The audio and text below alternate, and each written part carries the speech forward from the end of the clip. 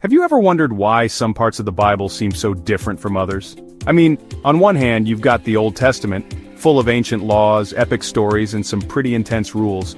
And then, in the New Testament, Jesus comes in talking about love, grace, and forgiveness. So, what changed?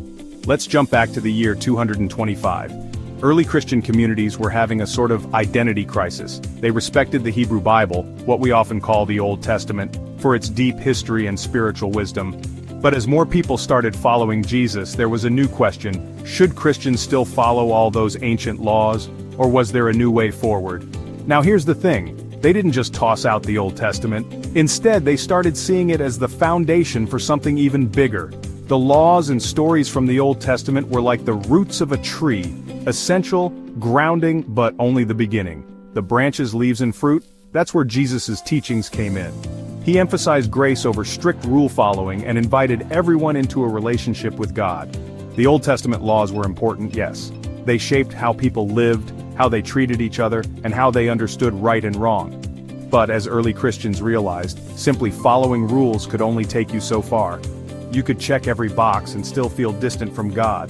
That's why Jesus' message was so revolutionary. He pointed people toward love, faith, and personal connection. A relationship, not just a checklist. Think about it this way. Imagine you have a friend who only hangs out with you because it's the rule. That's not a real friendship, right?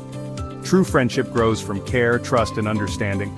Jesus taught that our relationship with God should be the same way, guided by love, not just by obligation.